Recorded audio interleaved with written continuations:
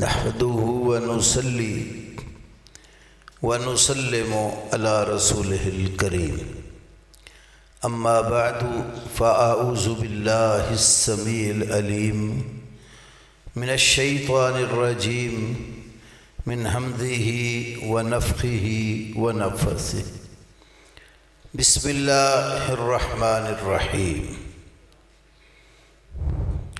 واعتصموا بحبل الله جميعا ولا تفرقوا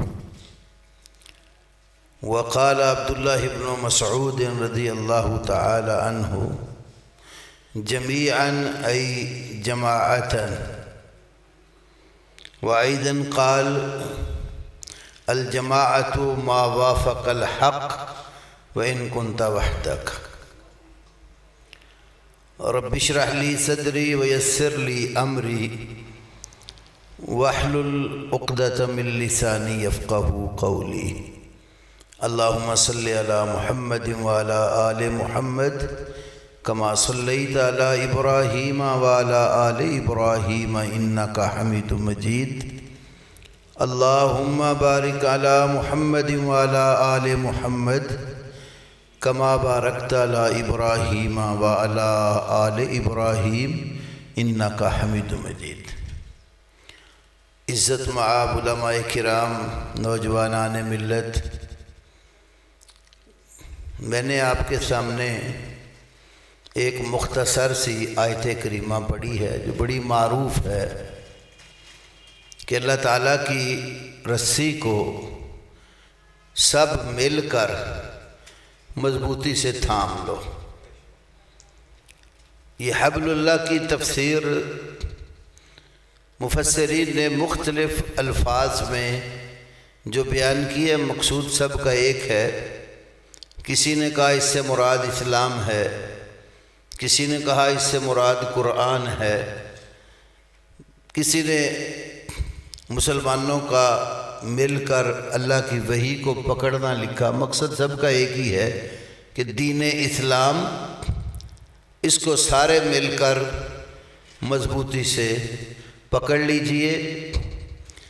تو اسلام اللہ نے جو ہمیں دین عطا کیا ہے وہ بڑا ہی خالص اور صاف اور ستھرا سچا دین ہے، اور اللہ کو یہ محبوب دین ہے۔ ان الدین عند اللہ الاسلام، اسلام کے سوا اللہ کے ہاں کوئی دین بھی پسندیدہ نہیں ہے۔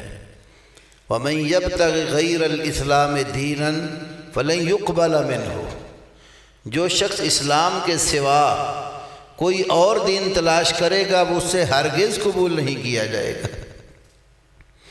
اور اسلام اللہ تعالیٰ نے رسول اللہ صلی اللہ علیہ وسلم پر وحی کی صورت میں نازل کیا، اور وحی اللہ کی قرآن اور سنت کی صورت میں محفوظ ہے۔ سورۃ النساء میں اللہ رب العالمین نے فرمایا وَأَنزَلَ اللَّهُ عَلَيْكَ الْكِتَابَ وَالْحِكْمَةَ، اللہ تبارک و تعالیٰ نے آپ پر کتاب اور حکمت نازل کی ہے۔ دوسرے پارے میں سورۃ البقرہ میں فرمایا کہ وَمَا أَنزَلَ عَلَيْكُم مِّنَ الْكِتَابِ وَالْحِكْمَةِ، اللہ نے تمہارے اوپر جو کتاب و حکمت نازل کی ہے اس کے ذریعے تمہیں نصیحت کرتا ہے۔ اور 22ویں پارے میں سورۃ الاحزاب میں فرمایا وَاذْكُرْنَا مَا يُتْلَى فِي بُيُوتِكُنَّ مِنْ آيَاتِ اللَّهِ وَالْحِكْمَةِ، نبی کی بیویوں تمہارے گھروں میں جو اللہ کی آیات اور حکمت پڑھی جاتی ہے اس کو یاد کرو۔ ابراہیم علیہ السلام نے رسول اللہ صلی اللہ علیہ وسلم کو جو اللہ سے مانگ کر لیا، کعبہ بناتے وقت دعا کی ربنا وابعث فیہم رسولا منہم، اے ہمارے پروردگار اب ان لوگوں میں ایک رسول انہی میں سے بھیج دے۔ اس رسول کا کام کیا ہو؟ یتلو علیہم آیاتک، ایک تو ان پر تیری آیات تلاوت کرے، وَيُزَكِّيهِمْ، ان کو پاک اور صاف کرے، وَيُعَلِّمُهُمُ الْكِتَابَ وَالْحِكْمَةَ، کتاب و حکمت کی ان کو تعلیم دے۔ تو کتاب اور حکمت وہ چیز ہے جو اللہ نے وحی کی صورت میں نبی صلی اللہ علیہ وسلم کو عطا کی۔ تو کتاب کے ساتھ جو حکمت کا لفظ ہے، امام شافعی رحمہ اللہ نے اپنی کتاب الرسالہ میں اور کتاب الام میں لکھا ہے کہ کتاب کے ساتھ حکمت کا لفظ جو قرآن پاک میں وارد ہوا تو کتاب کا معنی قرآن حکیم ہے اور حکمت کا معنی سنت رسول ہے صلی اللہ علیہ وسلم۔ اور امام بخاری نے بھی صحیح بخاری کتاب التفسیر میں سورۃ الاحزاب کی جو آیت کریمہ میں نے ذکر کی ہے، وَاذْكُرْنَا مَا يُتْلَى فِي بُيُوتِكُنَّ مِنْ آيَاتِ اللَّهِ وَالْحِكْمَةِ، الحکمہ کا معنی بخاری شریف میں بھی السنہ لکھا ہے۔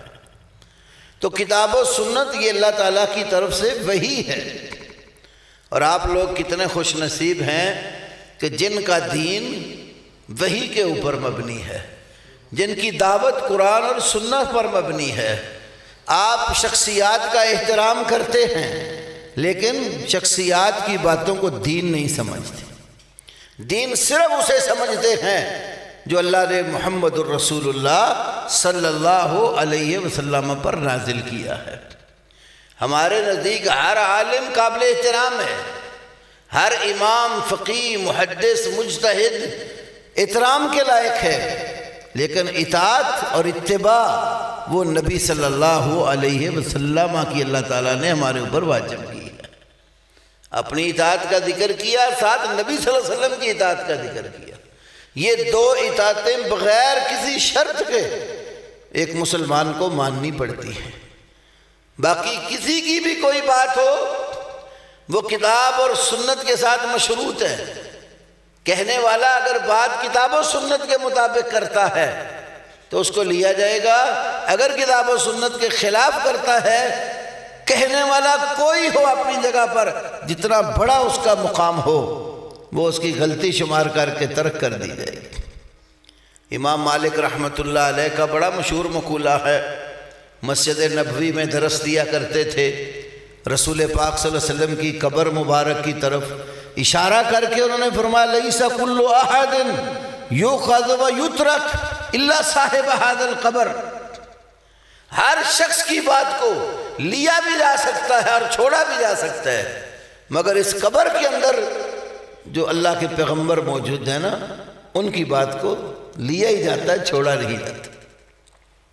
قاضی ابو یوسف جو امام ابو حنیفہ رحمۃ اللہ علیہ کے سب سے بڑے شاگردوں میں سے ہیں، امام ذہبی نے تذکرۃ الحفاظ میں ان کے حالات زندگی میں لکھا ہے کہ اپنی وفات سے 3 دن پہلے قاضی ابو یوسف فرماتے ہیں کلما افتیت فقد رجعت عنہ الا ما وافق الکتاب والسنہ، اپنی زندگی میں نے جتنے بھی فتوے دیے ہیں آج میں ان سے رجوع کرتا ہوں، میرا صرف وہی فتویٰ مانا جائے جو کتاب اور سنت کے موافق ہے۔ اس طرح ہمارے ملک میں بھی جو علماء دیوبند یا علماء بریلوی جب طلبہ پڑھ کے فارغ ہوتے ہیں تو کوئی مفتی بننا چاہتا ہے، 2 سالہ کورس رکھا ہوا ہے اور اس میں کتاب پڑھاتے ہیں علامہ ابن عابدین شامی کی شرح و رسم عقود المفتی، اردو زبان میں اس کے 2 بڑے مشہور ترجمے بھی چھپے ہوئے ہیں۔ ایک کا نام ہے آپ فتویٰ کیسے دیں، دوسرا ترجمہ ہے اس کا نام ہے فتویٰ نویسی کے رہنما اصول۔ تو اس میں امام ابو حنیفہ رحمۃ اللہ علیہ کا ایک قول لکھا ہے، وہ فرماتے ہیں کہ لا یحل لأحد ان یفتی بکلامی ما لم یعرف دلیلی، جس شخص کو میری بات کی دلیل کا علم نہیں ہے اسے میری بات پر فتویٰ دینا حلال نہیں ہے، وہ میری اس بات پر فتویٰ دے جس کی پشت پر کتاب و سنت کی دلیل موجود ہو۔ تو اصل دین کتاب اللہ اور سنت رسول اللہ ہے جو اللہ رب العالمین نے اہل الحدیث کو عطا کیا ہے، اور اسی لیے ہمارے جتنے کبار ائمہ حدیث گزرے ہیں انہوں نے اپنی نسبت قرآن اور سنت کے ساتھ جوڑی، اور معروف لفظ سب سے زیادہ اہل الحدیث ہوا۔ کیونکہ حدیث کا لفظ قرآن اور سنت دونوں پر بولا جاتا ہے۔ اللہ نزل احسن الحدیث فبأي حدیث بعدہ یؤمنون وَإِذَا سَرَّ النَّبِيُّ إِلَىٰ بَعْضِ أَزْوَاجِهِ حَدِيثًا، تو حدیث کا اطلاق قرآن پر بھی ہوتا ہے اور حدیث کا اطلاق نبی صلی اللہ علیہ وسلم کی سنت پر بھی ہوتا ہے۔ تو اس لیے ائمہ حدیث اہل الحدیث کے نام سے ہی معروف ہے۔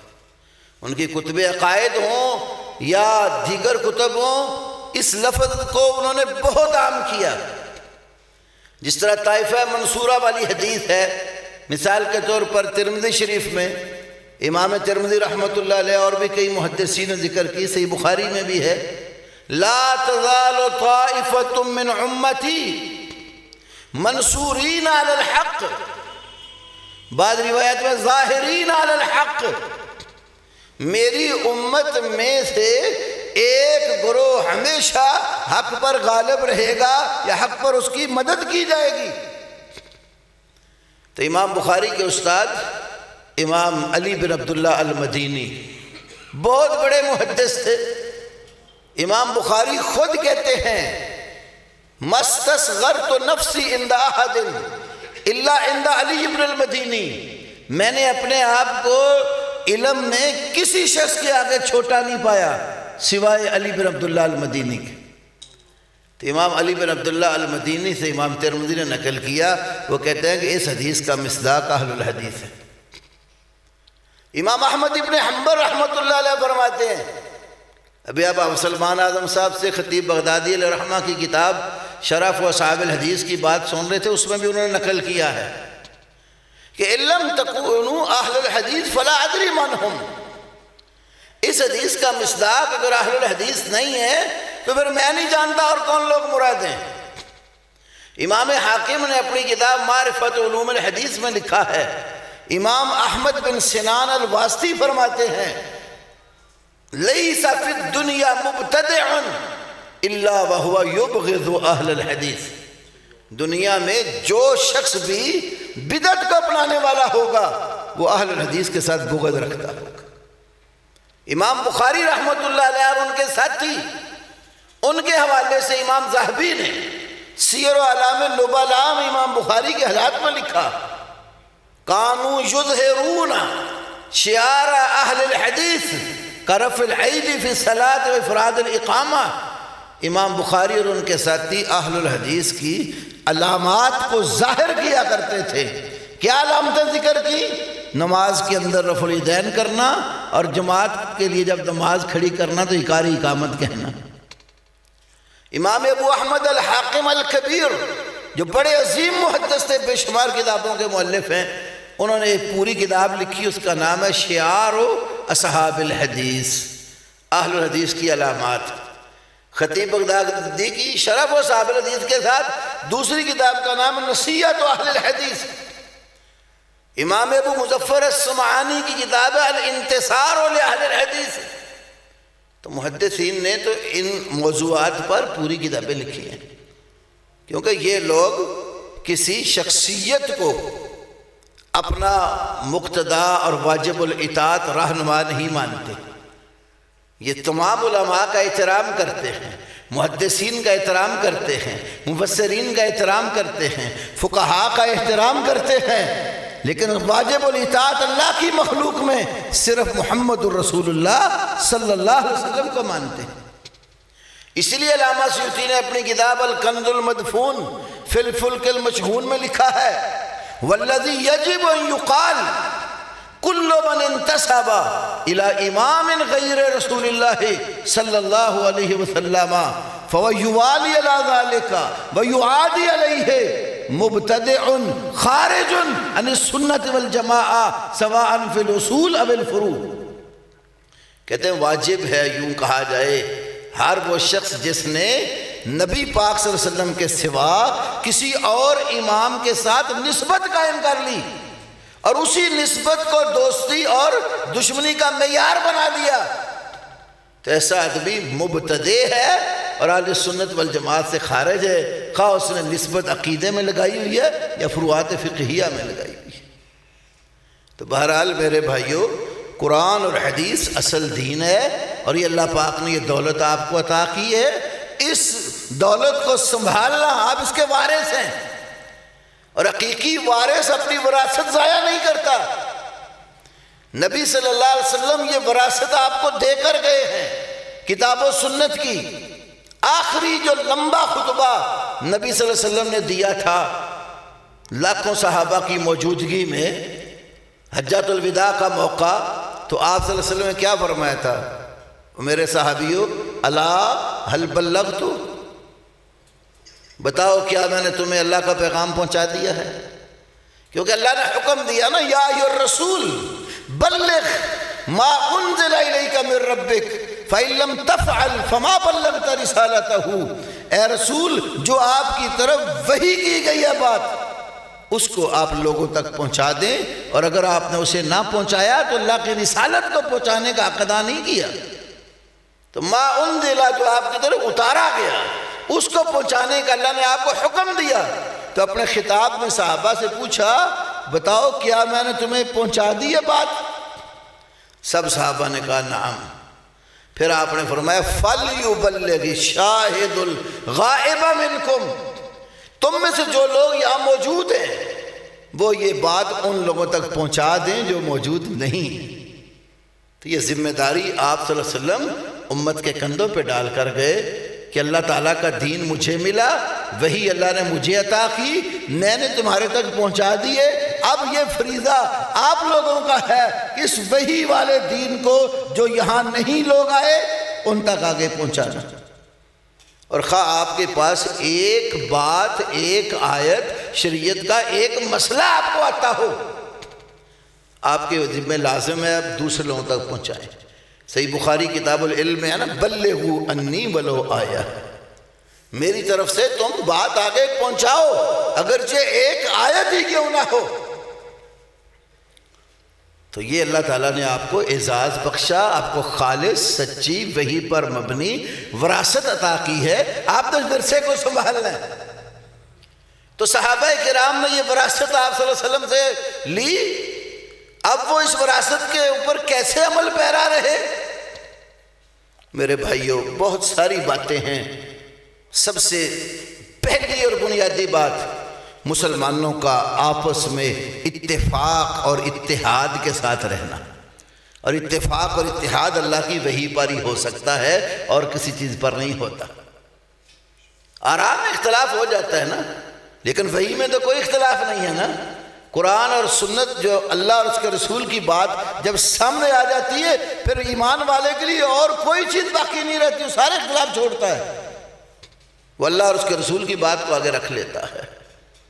تو اتفاق کی صورت میں رہنا اسلام اس کا تقاضا کرتا ہے۔ بہت سارے اس پر ادلہ، تعاونوا علی البر والتقوی، آپس میں نیکی اور تقوی میں ایک دوسرے کے ساتھ تعاون کرو۔ یہ آیت بھی اجتماعیت پر دلالت کرتی ہے کہ ہم مل کر نیکی کے کام کریں۔ اور صحابہ کرام جہاں جاتے تھے وہ جماعت کی صورت میں رہتے تھے۔ شام کے کبار ائمہ میں سے امام عبد الرحمن بن عمر الاوزاعی رحمہ اللہ سے صحیح سند کے ساتھ امام ابو نعیم اصبہانی نے حلیۃ الاولیاء میں، حافظ ابن عبد البر نے التمہید شرح موطا میں، امام بغوی نے شرح السنہ میں، امام بہقی نے شعب الایمان کے اندر یہ روایت درج کی ہے۔ وہ کہتے ہیں کہ صحابہ کرام جہاں جاتے تھے پہلی بنیادی ان کی بات ہوتی تھی الجماعہ، جماعت کی صورت میں رہتے تھے، اکٹھے رہتے تھے۔ تو جمعیت جو ہے وہ اسلام کا تقاضا ہے، جتنے زیادہ لوگ جمع ہوتے ہیں اتنا بہتر خیر کا کام کر سکتے ہیں۔ ترمذی شریف میں باب لزوم الجماعہ میں امام ترمذی ایک حدیث لائے ہیں کہ اللہ کے نبی نے فرمایا علیکم بالجماعہ فإن الشیطان مع الواحد ومن الاثنین ابعد، تم جماعت کو لازم پکڑو، اکٹھے مل کر رہو، اکیلا آدمی ہو تو اس کے ساتھ شیطان لگ جاتا ہے۔ ومن الاثنین ابعد، دو بندے مل جاتے ہیں شیطان ان سے دور نکل جاتا ہے۔ تو جیسے جیسے اجتماعیت ہوتی ہے تو شیطانی کاموں سے چھٹکارا ملتا ہے اور وہ مل کر اللہ کے دین کا کام کرتے۔ تو صحابہ اس چیز کا پورا خیال کرتے تھے کہ جہاں ہوتے تھے اکٹھ کی صورت میں مل کر رہتے تھے، اور جب اکٹھ ہوتا ہے نا تو شریعت ہمیں یہ بات بھی بتاتی ہے کہ آپس میں ان میں سے ایک شخص کو آپ اپنا امیر مقرر کریں تاکہ آپ کے سارے معاملات مجتمع رہیں۔ اس کی مشہور مثال وہ حدیث ہے جو ابو داؤد ترمذی وغیرہ میں ہے، اور عبداللہ ابن مسعود سے بھی طبرانی کبیر میں صحیح ثابت ہے کہ آپ نے فرمایا جب تم سفر پر نکلو تو 3 بندے ہوں تو ایک کو امیر بنانا، تاکہ آپ ایک نظم کے ساتھ رہیں۔ تو امیر جب بنایا جاتا ہے تو تنظیمی اور تدبیری جتنے معاملات ہوتے ہیں اس میں اس کی اطاعت کی جاتی ہے، اور وہ اپنے مامورین کے ساتھ مشورہ کر کے چلتا ہے۔ دیکھو نبی صلی اللہ علیہ وسلم کی زندگی کے 2 پہلو ہیں، ایک وہ پہلو ہے جو سارے کے سارا وحی پر مبنی ہے، اور ایک وہ پہلو ہے جس میں مشورہ کیا جاتا ہے۔ وحی کے بارے میں تو مشورہ نہیں نہ کرنا کہ یہ ماننی ہے کہ نہیں ماننی، ہاں جو تنظیمی تدبیری معاملات ہوتے ہیں اس میں سوچ و فکر کے ساتھ کام لیا جاتا ہے کہ جب مل بیٹھتے ہیں یہ کام ہے تو کس طریقے سے کرنا ہے۔ جیسے غزوہ بدر مثال کے طور پر نکلنا تھا تو مشورہ کیا بھئی مدینے میں رہ کر لڑنا ہے یا باہر نکل کر لڑنا ہے؟ شاورہم فی الامر، فرمایا ان کے ساتھ مشورہ کرو معاملات میں۔ فَإِذَا عَزَمْتَ فَتَوَكَّلْ عَلَى اللَّهِ، اور جب تم کسی کام کے کرنے کا ارادہ کر لو تو اللہ پر توکل کر کے وہ کام کر گزرو۔ یہ جو مشاورت ہے نا وَأَمْرُهُمْ شُورَىٰ بَيْنَهُمْ، دوسری جگہ فرمایا ان کے معاملات باہمی مشورے سے ہوتے ہیں۔ اب لفظ مشورہ پہ کبھی غور کریں، یہ جو شہد کا چھتا ہوتا ہے نا اس چھتے کو عربی میں مشورہ کہتے ہیں۔ کیوں بلا؟ مکھیاں جب شہد بناتی ہیں نا تو مختلف جگہوں سے پھلوں کا رس چوس کر لاتی ہیں، کوئی زیادہ میٹھا کوئی پھیکا مختلف قسم کے ہوتے ہیں، تو جو کٹھے جب ایک جگہ پر ہوتے ہیں تو ان کے باہمی جو ہے نا وہ آپس میں اکٹھ کی وجہ سے جو چیز تیار ہوتی ہے وہ اصل شہد۔ ایسے ہی جب مل کر بیٹھتے ہیں نا تو کسی کی رائے پختہ، کسی کی رائے کمزور، کسی کی دلیل پر مبنی، کسی کی بلا دلیل، وہ سارے مل کر جب جمع ہوتے ہیں تو سارے بھائیوں کی بات کا جو خلاصہ نکلتا ہے نا شہد خالص، وہی آپ کا مشورہ ہے جس پر امیر آپ کا متفق ہو کر وہ فیصلہ کرتا ہے۔ تم امیر کے ساتھ مل کر رہنا یہ اجتماعیت کا تقاضا ہے۔ پھر اس میں ایک بات یہ بھی مد نظر رہنی چاہیے، جس کو آپ نے امیر بنا لیا، اپنا بزرگ چن لیا ہے اپنے تنظیم اور تدبیر کے لیے، اس کی عزت، اس کا وقار، اس کا احترام وہ بھی لازم ہے۔ پھر بالخصوص اگر وہ آپ سے عمر میں بڑا ہے تو بڑوں کے ساتھ برکت ہے۔ رسول اللہ صلی اللہ علیہ وسلم کی حدیث ہے، شیخ البانی بھی صحیحہ میں لائے، امام ابن عبد البر رحمہ اللہ جامع بیان العلم فضل ہی میں ذکر فرماتے ہیں، آپ نے فرمایا البرکۃ مع اکابرکم، برکت تمہارے بڑوں کے ساتھ ہے۔ تو اکابر علماء جہاں ہوتے ہیں ان کی مطابقت میں چلنے سے اللہ تعالیٰ برکتوں سے نوازتا۔ تو نبی صلی اللہ علیہ وسلم نے برکت اکابرین کے ساتھ بتائی۔ بڑا بندہ جو ہوتا ہے یا عمر رسیدہ، وہ اس کے تجربات، اس کی زندگی کے بہت سارے پہلو ہوتے ہیں جس میں اس نے بہت سبق سیکھے ہوتے ہیں۔ تو آپس میں مل کر رہنا اور علماء کی مطابقت میں چلنا، اس کا خیال ضروری ہے۔ علماء کی مطابقت، اس لیے کہ اہل علم جو ہیں وہ فتن کو پہچانتے ہوتے ہیں، فتنے بہت ہیں دنیا میں، تو جب علماء کی مشاورت کے ساتھ چلا جائے پھر انسان فتنوں سے بھی بچتا ہے۔ امام حسن بصری رحمۃ اللہ علیہ فتن کو جاننے والے بہت بڑے امام تھے، طبقات ابن سعد میں ہے۔ امام حسن بصری فرماتے ہیں جب فتن آتے ہیں نا تو ان کو آتے ہی علماء پہچان لیتے ہیں، اور جس کو فتنے پیٹ پھیر کر جاتے ہیں تو جاہل بھی پہچان چکے ہوتے ہیں۔ پچھلے ایک درس میں نے مثال دی، ایک فتنہ پیدا ہوا داعش کے نام پر، مسلمانوں میں قتل و غارت گری شروع ہوئی۔ جب یہ فتنہ بھی ابھرا ہی تھا مدینہ کے بہت بڑے محدث اور عالم شیخ عبد المحسن عباد حفظہ اللہ تعالی، مدینہ یونیورسٹی میں استاد بھی ہیں، مسجد نبوی میں بھی عرصہ دراز سے رسول پاک صلی اللہ علیہ وسلم کی حدیث کا درس دے رہے ہیں۔ کتب ستہ ایک دفعہ انہوں نے 27 برس لگا کر مسجد نبوی میں پوری مکمل کی، پھر دوبارہ بخاری کا درس جب میں پچھلی دفعہ گیا تو شروع تھا۔ انہوں نے آتے ہی، ابھی یہ فتنہ ابھر ہی رہا تھا، ایک مضمون لکھا، داعش فتنۃ عظیم، یہ ایک بہت بڑا فتنہ پیدا ہو رہا۔ تو جس وقت پھر اس کے فسادات کھڑے ہوئے تو عوام الناس بھی، ناواقف لوگوں کو بھی پتہ لگ گیا کہ یہ وہ فتنہ ہے جو مسلمانوں کو باہمی لڑانے اور قتل و غارت گھری کروانے کے لیے بنایا گیا۔ تو اسی لیے امام اسحاق بن راہویہ جو امام بخاری کے استاد تھے، حلیۃ الاولیاء بھی امام ابو نعیم اصبہانی نے ان سے نقل کیا ہے، اور اسی طرح ہی الاعتصام جو امام شاطبی کی کتاب ہے، اس میں بھی جماعت کا معنی اور مفہوم بیان کرنے کے لیے انہوں نے ایک معنی جماعت کا یہ لکھا ہے کہ ایک عالم جو کتاب و سنت کو جانتا ہے وہ، اور اس کے ساتھ چلنے والے لوگ، وہ جماعت ہیں۔ ایک جماعت تو وہ ہے نا جب خلیفۃ المسلمین ہوتا ہے، اس میں سارے مسلمان ایک امیر کے ماتحت ہوتے ہیں۔ اب خلافت تو رہی نہیں، تو اپنے معاملات کو شریعت کے مطابق رکھنے کے لیے علماء کی مطابقت اور مشورے کے ساتھ ایک شخص کو امیر چن کر جو اس کے ساتھ کھڑے ہو جاتے ہیں، تو تنظیم اور تدبیر میں ان کو ان کے ساتھ چلنا چاہیے۔ باقی کتاب اور سنت کے مطابق جب وہ چلاتے ہیں بات مانی جاتی ہے، اگر کوئی ایسی بات کہہ دیتے ہیں جو قرآن اور سنت کے خلاف ہے تو وہ کسی امیر کی بھی نہیں مانی جاتی، خواہ وہ امیر المومنین مسلمانوں کا خلیفہ ہو یا کوئی چھوٹے سے ایک نظم کو قائم کرنے والا ہو۔ تو بہرحال جو لوگ ایک نظم کے ساتھ چلتے ہیں، علماء کی مطابقت میں چلتے ہیں، اس میں اللہ رب العالمین برکت رکھتا ہے، کیونکہ علم والے لوگ لوگوں کی صحیح رہنمائی کرتے ہیں اور فتن سے نکالنے کی پوری تگ و دو کرتے ہیں۔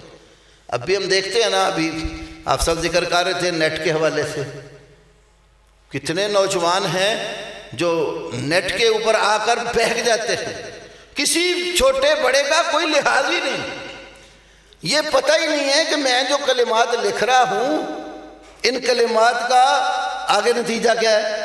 پگڑیاں اچھال رہے ہوتے ہیں دوسرے کی، بعض تو علیاذ باللہ ماں بہن کی گالیاں دے رہے ہوتے ہیں، کسی کے ماں باپ کو آپ برا کہتے ہیں، وہ جواب میں آپ کے ماں باپ کو برا کہتے ہیں۔ تو نبی کریم صلی اللہ علیہ وسلم نے فرمایا کہ کبیرہ گناہوں میں سے یہ ہے شتم الرجل والدیہ، کہ آدمی اپنے ماں باپ کو گالی دے۔ پوچھا گیا یا رسول اللہ ماں باپ کو گالی کون دیتا ہے؟ تو آپ نے فرمایا جب یسب الرجل ابا الرجل و یسب اباہ ہو، ایک آدمی دوسرے آدمی کے باپ کو گالی دیتا ہے تو وہ جواب میں اس کے باپ کو گالی دیتا ہے، تو اس نے اپنے باپ کو خود ہی گالی دی۔ تو نہ آپ کسی کے ماں باپ کو برا بلا کہیں تو نہ جواب میں آپ کے ماں باپ کو گالی پڑے۔ ہمیشہ زبان، اپنے ہاتھ جب آپ اپنے موبائل کے اوپر رکھتے ہیں تو اس کو بڑا احتیاط کے ساتھ استعمال کرو، یہ ہاتھ بھی قیامت والے دن بلائے جائیں گے، یہ انگلیاں قیامت والے دن بول بول کر گواہی دیں گی کہ ان ہاتھوں کے ساتھ ہم نے کیا کیا۔ زبان کا استعمال اچھے طریقے سے رکھیں۔ آپ جب قرآن اور حدیث کی دعوت والے لوگ ہیں تو آپ کی زبان پر بھی قرآن اور حدیث جاری ہو، لکھنے لگیں آپ کے قلم سے بھی کتاب اور سنت ہی نکلے۔ یہ جو قرآن میں فرمایا اتبعوا ما انزل الیکم من ربکم ولا تتبعوا من دونہ اولیاء، کہ جو تمہارے رب کی طرف سے نازل کیا گیا اس کے پیچھے چلو، اس کے سوا دیگر دوستوں کو پیچھے نہ چلو۔ ہماری جماعت کے بڑے عظیم محدث صاحب کے علاقے کے حافظ عبد المنان نور پوری رحمۃ اللہ علیہ ایک دفعہ اپنے درس میں فرمانے لگے، یہ آیت کریمہ جو اللہ نے ذکر فرمائی ہے کہ اللہ کی طرف سے جو دین نازل کیا گیا اس کی اتباع کرو، اگر ہم سب 3 چیزیں درست کر لیں تو اللہ کی وحی پر عمل ہو جاتا ہے۔ پہلی بات، فکر و عقل، سوچ فکر اللہ کی وحی کے تابع ہو. کبھی بھی ہماری فکر، ہماری سوچ، ہمارا اعتقاد، ہمارا نظریہ وہ اللہ کی وحی سے متصادم نہیں ہونا چاہیے، ہمیشہ وحی کے تابع ہونا چاہیے. اللہ نے عقل جیسی نعمت دی ہے وحی سمجھنے کے لیے دی ہے. اللہ نے ہماری عقل کو وحی پر حاکم نہیں بنایا. اگر ہمیں کسی بات کی سمجھ آ گئی ہے تو بہت اچھا، نہیں آئی تو پھر غور کریں. بسا اوقات ایک بات بندے کو فوراً سمجھ نہیں آتی، غور و فکر کرتا ہے، بعد میں آ جاتی ہے. بعض باتیں کچھ دیر کے ساتھ سمجھ آتی ہیں، آ جاتی ہیں. ایسی وحی میں کوئی چیز نہیں ہے جو عقل میں نہ آنے والی ہو. کوئی زمانہ تھا عقل پرستوں کے بڑے گروہ پیدا ہوئے. امام بخاری کا جو دور تھا، صحیح بخاری میں انہوں نے تردید بھی کی ایسے لوگوں کی. آخری باب جو صحیح بخاری کا امام بخاری نے باندھا کہ باب نزل موازین القسط لیوم القیامہ، قیامت والے دن ہم انصاف کے ترازو رکھیں گے. ورنہ اعمال بنی آدم و قولہم یوزن، بنو آدم کے اعمال اور ان کی باتیں جو ہیں ان کا وزن ہوگا. اب وہ قیامت والے دن ان چیزوں کا وزن ہوگا، ترازو لگے گا. تو ایک گروہ جو زیادہ عقل کے اوپر انحصار رکھتا تھا تو انہوں نے کہا یہ عمل، یہ باتیں نظر تو آتی نہیں، ان کا کوئی مجسم وجود نہیں، تو وزن کیسے ہوگا؟ وزن تو اسی چیز کا ہوتا ہے جو ٹھوس ہو، وہ جس کا کوئی وجود ہو، حجم رکھتی ہو. جب ان کا کوئی ہے ہی نہیں، وزن کوئی وجود ہی نہیں ہے. میں بول رہا ہوں کلمات آپ کو نظر ہی نہیں آ رہے، میں بولے ہوا میں کلمات تحلیل ہو گئے تو وزن کہاں ہوگا؟ تو آج وہی چیز جو بڑے بڑے عقل پرستوں کی عقل میں نہیں آئی تھی، عقل کے جو امام سمجھتے تھے لوگ، ان کی عقل میں نہیں آئی تھی، لیکن آج ایک سادہ دیہاتی ریڑی باندھ کی عقل میں آ گئی ہیں. ریڑی پہ سودا بیچنے جا رہا ہے، ٹائر سے ہوا نکل گئی، جاتا ہے ہوا بھرنے والے کے پاس، 20 پاؤنڈ ہوا بھر دیجیے. بھئی ہوا تو ہمیں محسوس ضرور ہوتی ہے، نظر تو نہیں آتی نا، اس کا کوئی وجود دکھائی دیتا، تو اس کا وزن ہو رہا ہے 20 پاؤنڈ بھر دے.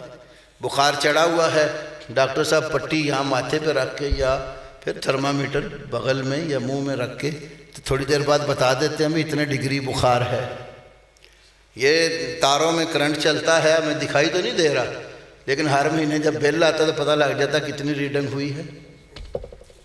نظر تو نہیں آ رہی نا، پیمائش ہو رہی، وزن ہو رہا، ریڈنگ ہو رہی. تو اگر یہ چیزیں عقل کے خلاف ہوتی تو ایک سادہ آدمی کی عقل میں آنی تھی، جو بڑے بڑے عقل کے پجاریوں نے جن کا انکار کر دیا تھا. اس لیے ہمیشہ اپنی سوچ، اپنی فکر اللہ تعالیٰ کی وحی کے تابع رکھو. کوئی بات نہیں سمجھ آئی تو پھر غور کرو، پھر غور کرو. نبی علیہ السلام ایسے تو نہیں نا، بعض دفعہ کچھ باتیں نا دہراتے تھے بار بار. بخاری میں ایک حدیث ہے کتاب العلم، اذا تکلم بکلمۃ اعادها ثلاثا، جب کوئی اہم گفتگو کرتے نا، اہم کلمہ بولتے، اس کو 3 بار دہرا دیتے. کیوں؟ اگلے لفظ ہیں لتفہم عنہ، تاکہ وہ بات آپ سے سمجھ لی جائے. تو بس اوقات ایک بار ہی بولتے تھے، سمجھنے والے فوراً سمجھ جاتے تھے. اور ایک دفعہ ایک بات کو آپ نے 7 مرتبہ بھی دہرایا. مجموعہ زوائد میں علامہ حسمی نے ایک حدیث میں ذکر کیا ہے 7 دفعہ دہرایا. وہ تکرار کے ساتھ بات کرنا بعض اوقات وہ لوگوں کے ذہنوں میں بٹھانا مقصد ہوتا ہے. خطیب بھی ہمارے جب ایک بات کئی بار کہتے تو کیا مقصد ہوتا ہے؟ سامعین کے ذہنوں میں وہ بات بیٹھ جائے. تو کہتے ہیں فکر و عقل وحی کے تابع ہو. دوسرے نمبر پر قول و عمل بھی وحی کے تابع ہو. ہم جب کسی کو کوئی بات بتائیں، کوئی عمل کریں، خود عمل کریں، خود بولیں، ہماری بات اللہ کی وحی سے ٹکرانی نہیں چاہیے، ہمارا عمل وحی کے خلاف نہیں ہونا چاہیے. نبی صلی اللہ علیہ وسلم کی جو جماعت تھی صحابہ کرام کی، ان کے اقوال، ان کے اعمال اللہ کی وحی کے تابع ہوتے تھے. بلکہ وہ نبی علیہ السلام کی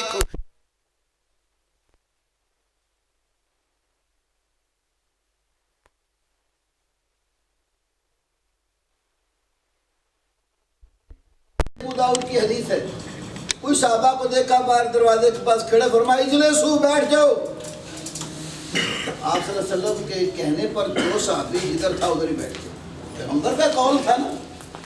آپ کی نگاہ پڑی آپ کے ایک صحابی عبداللہ ابن مسعود پر رضی اللہ عنہ، دروازے میں بیٹھے ہوئے ہیں. آپ نے پوچھا ابن مسعود یہاں کیوں بیٹھے ہو؟ کہنے کہ اللہ کے نبی جب آپ نے فرمایا تھا بیٹھ جاؤ، میں ادھر تھا ادھر ہی بیٹھ گیا. صحابی نے اپنا دوسرا قدم آگے اٹھا کر آنا بھی گوارا نہیں کیا کہ نبی کی بات ماننے میں تاخیر نہ ہو۔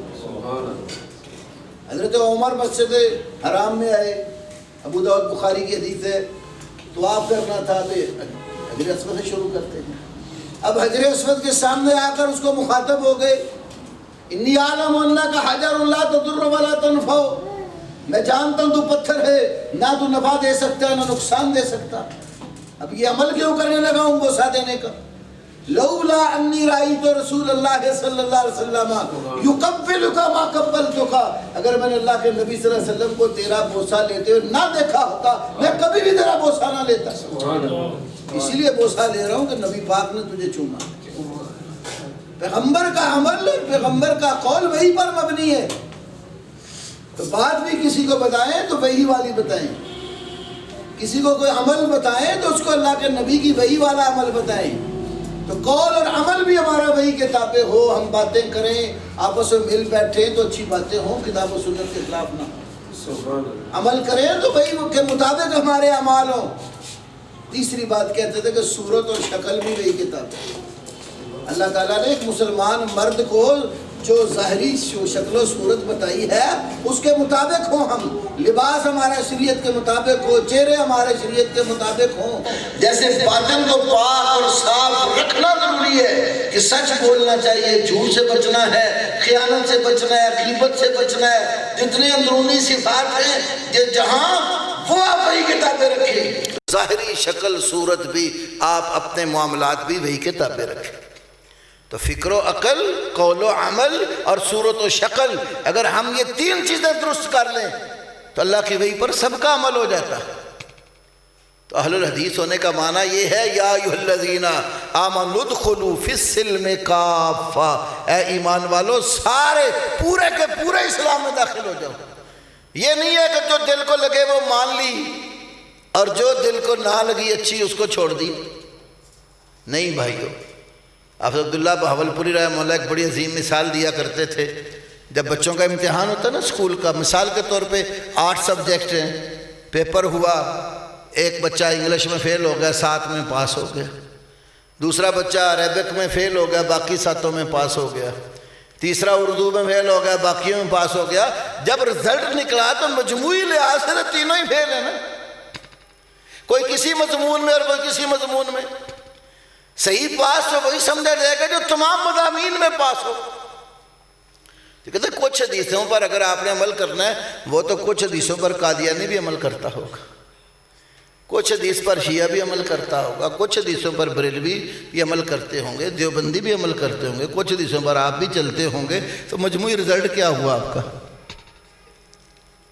آپ کا مجموعی رزلٹ اللہ کی وحی کے مطابق پورا ہونا چاہیے، کسی سبجیکٹ میں بھی فیل نہیں ہونا چاہیے، نہ توحید میں فیل ہونا چاہیے، نہ سنت میں فیل ہونا چاہیے، نہ آپ اپنے کاروباری زندگی میں فیل ہوں، نہ معاملات زندگی میں فیل ہوں۔ ہر سبجیکٹ جو شریعت نے آپ کو دیا ہے آپ پوری طرح اس کے اوپر چلنے والے بنے۔ صحابہ کرام کو ایسے ہی چلتے پھرتے جنت کی بشارتیں نہیں ملیں، ان کو اللہ نے جو بشارتیں سنائیں نبی پاک صلی اللہ علیہ وسلم کے ذریعے، وہ ان کے اعمال اور صحیح اعتقاد کا نتیجہ تھا۔ ہر مضمون میں پاس ہونے کی کوشش کرتے تھے، اور اگر کبھی بشری تقاضے کے مطابق غلطی ہو جاتی، ہماری طرح غلطی پر ڈٹے نہیں رہتے تھے کہ مسئلے کا علم بھی ہو جائے پھر غلطی کیے جائیں، وہ غلطی معاف کروانے کی فکر میں ہوتے تھے۔ جب تک غلطی کی معافی کا یقین نہیں ہوتا تھا اتنی دیر تک ان کا وہ درد اور بے چینی جاتی نہیں تھی۔ صحیح مسلم کتاب الحدود کی حدیث ہے، ایک صحابیہ آئیں، اللہ کے نبی صلی اللہ علیہ وسلم مجھ سے غلطی ہو گئی ہے۔ کیا غلطی ہوئی؟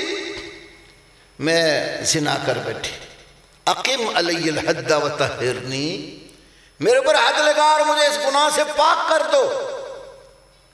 تو رسول اللہ صلی اللہ علیہ وسلم نے فرمایا بی بی چلی جا، بچے کی ولادت ہوئی پھر آنا، جو کہ آپ اور اس کے درمیان تھا پردہ ڈال، چلو کہا چلی جا، بچہ پیدا ہوا پھر آنا۔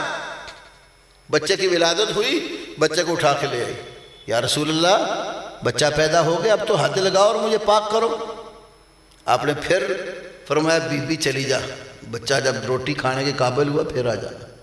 اس نے جاتے ہی محنت شروع کر دی.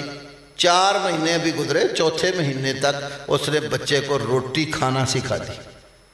ہمارے بچے تو 3 سال کے بھی فیڈر نہیں نا چھوڑتے. روٹی کھانا سکھا دی اس کو گناہ تڑپا رہا تھا کہ کب میری معافی ہو. اس نے اتنی محنت کی کہ بچے نے جب وہ لائی تو روٹی کا ٹکڑا پکڑا ہوا ہے ہاتھ میں, جو علامت ہے اب یہ اپنے جو نا منہ میں کچھ چبانے لگ گیا روٹی. تو اللہ کے نبی صلی اللہ علیہ وسلم سے جب پھر آ کر کہا, صحابہ کو بلایا, فرمایا گڑھا کھودو اور اس کے کپڑے کس کے اس پر باندھ دو اور اس کو رجم کرو. شادی شدہ کی سزا زانی کی اسلام میں رجم ہے. جب پتھر مارے جا رہے ہیں تو حضرت خالد بن ولید کے کپڑوں پر خون گرا, فوراً بول پڑے, اس بی بی کو برا کہنا شروع کر دیا. فرمایا مہلا یا خالد رک جا, اس عورت کو برا نہ کہ لقد تابت توبۃ لو قسمت علی اہل المدینہ لوسعتہم. اس بی بی نے اتنی سچی توبہ کی ہے, اگر یہ توبہ تمام مدینے والوں پر تقسیم کر دی جائے تو اس اکیلی کی توبہ پورے مدینے والوں کو کافی ہو جائے. وہ ایسے لوگ تھے کہ خطا ہو جاتی تو اپنی خطا سے فوراً رجوع کرتے تھے. تو میرے بھائیوں, ہمیں ایسا مسلمان بننا چاہیے کہ نیکیاں بس, غلطی ہو جائے تو غلطی پہ ڈٹے نہ رہیں, اس کو چھوڑ کر رجوع کریں نیکی کی طرف, تاکہ ہمارا ایمان بڑھے, ہمارا عمل بڑھے. تو معاشرے میں رہتے ہوئے اہل حدیث یوتھ فورس کے نوجوانوں کو پورا باعمل مسلمان ہونا چاہیے. آپ کا خود باعمل ہونا یہ آپ کی دعوت کے لیے مؤثر ہے. اور اگر آپ خود عمل نہیں کریں گے, کسی کو آپ دعوت دیتے ہیں, آپ کی دعوت میں اثر نہیں ہوگا. دین کی دعوت کو مؤثر بنانے کے لیے, لوگوں کو قرآن اور حدیث کی طرف لانے کے لیے جو ذمہ داری آپ نے اٹھائی, اس کا تقاضا ہے کہ آپ سر تا پاؤں پورے کے پورے نبی صلی اللہ علیہ وسلم کے فرما بردار ہوں.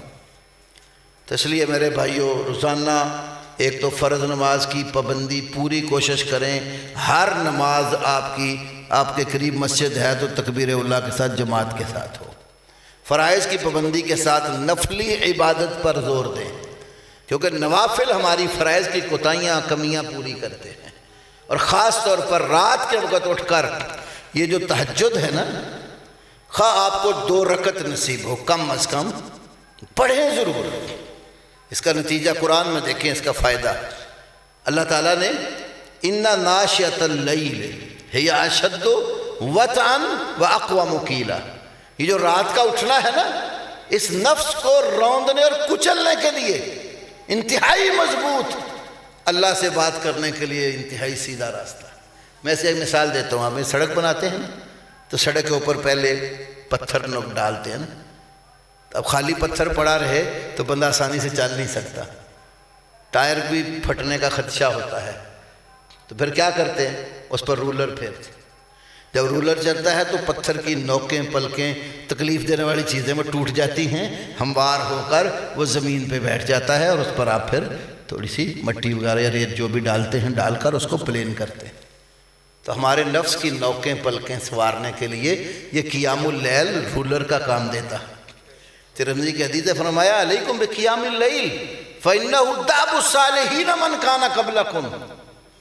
قیام اللیل کو لازم پکڑو, تم سے پہلے نیک لوگوں کا طریقہ تھا یہ. تو ایک تو یہ میرے بھائیو, خواہ آپ کو 2 رکعت نماز نصیب. اور اگر کبھی آپ مثلا دعوت کی فیلڈ میں میدان میں نکلے ہوئے, سفر کیا, تھک گئے ہیں, پھر کیا کریں, وتر جب پڑھیں, عشاء کی نماز کے ساتھ ہی وتر پڑھ کے 2 رکعت پڑھ کے سوئیں. امام دارمی نے اپنی مسند میں حدیث نقل کی, بالکل صحیح ہے. آپ نے فرمایا یہ جو رات کا سفر ہے نا, یہ بڑا مشقت والا ہے. تو ایک صحابی کو نصیحت کرتے فرمایا کہ وتر پڑھ لے عشاء کے ساتھ, پھر 2 رکعت پڑھ لے. 2 رکعت کا کیا فائدہ بتایا, اگر آپ کو رات کے وقت جاگ آ جائے تو اٹھ کے تہجد پڑھ لینا, نہ جاگ آئی تو 2 رکعتیں تہجد کے قائم مقام بن جائے گی. دیکھو شریعت نے آپ کو بڑا آسان سا ایک نسخہ بھی دے دیا ہے. اسی طرح فجر کی نماز کے بعد جب پھر سورج نکلتا ہے تو اس وقت آپ 2 رکعت نماز ضرور پڑھی, اس کو اشراق کی نماز کہتے ہیں. یہ وجود میں 360 جوڑ جو اللہ نے لگائے, نبی علیہ السلام کے فرمان کے مطابق ہر جوڑ پر صدقہ لازم ہے, اور 2 رکعت 360 جوڑوں کا صدقہ ادا ہوتا ہے. دوسرے نمبر پر اپنی تربیت کے لیے نفلی روزے فرض تو رکھنے ہی ہوتے ہیں نا، نفلی روزوں کا بھی اہتمام کریں، خواہ آپ مہینے میں 3 رکھیں، ایام بیز کے روزے، چاند کی 13، 14، 15 کا روزہ، یا ہفتے میں 2 رکھ لیں، سوموار اور جمعرات کا روزہ۔ اور اگر کسی کو زیادہ اللہ نے طاقت توفیق عطا فرمائی، ہمت ہے، تو پھر 1 دن روزہ رکھو، 1 دن ناگا کرو، پھر روزہ رکھو، پھر ناگا کرو۔ یہ داؤد علیہ السلام کے روزے آپ نے بتائے، اور سب سے نفلی روزوں میں سے افضل روزے بتائے۔ تیسرے نمبر پر قرآن کی تلاوت، اور قرآن کی تلاوت خالی الفاظ پڑھنے تک نہیں، سمجھ کر پڑھنا، کیونکہ تلاوت کا معنی امام بخاری نے عبداللہ ابن عباس وغیرہ سے جو نقل کی ہے، یتلون حق تلاوتہ ایتبعون حق اتباعہ، قرآن کی تلاوت کا حق تب ادا ہوتا ہے جب قرآن کی پیروی کی جائے، تو پیروی تبھی ہوتی ہے ان آیتوں کو سمجھ کر پڑھیں۔ تب 1 آیت 2 آیت روز کا سبق لینا شروع کر دیں، یاد کرنا شروع کر دیں، ایک وقت آئے گا آپ کو قرآن پاک کی بہت سارے آیات کا معنی اور مطلب آئے گا۔ پھر جب آپ قرآن پڑھنے کے لیے نماز میں کھڑے ہوں گے تو ان کا معنی اور مفہوم جانتے ہوں گے، پھر آپ کو نماز میں بھی لذت آئے گی۔ سیاح میں شیخ البانی ایک حدیث ہے، سب سے اچھا قرآن کا قاری وہ ہے جب قرآن پڑھے نا تو اس کے اوپر قرآن کے آثار نمایاں ہوں۔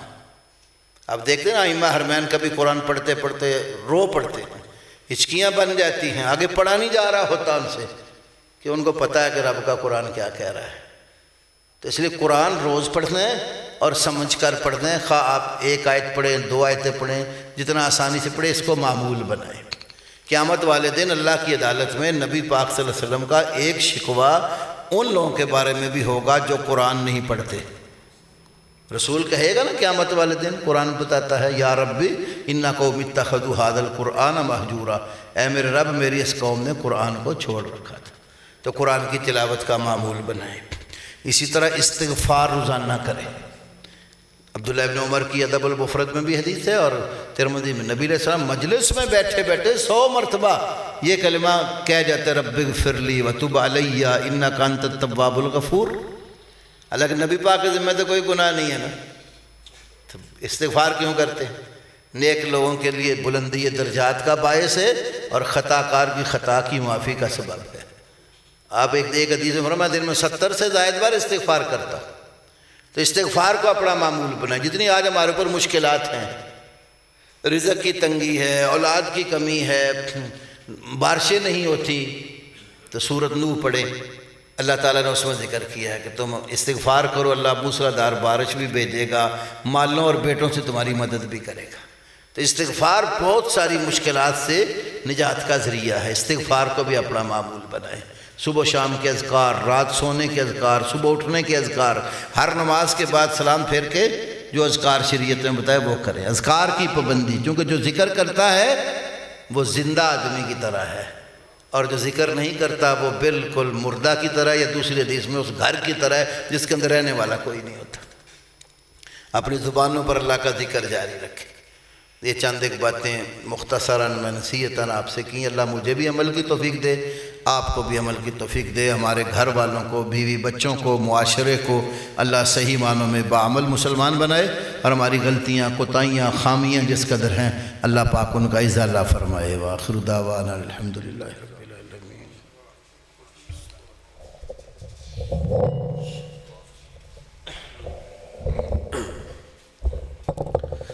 یا رب لک الحمد کما ینبغی لجلال وجهک وعظیم سلطانک، بسم اللہ والصلاة والسلام علی رسول اللہ۔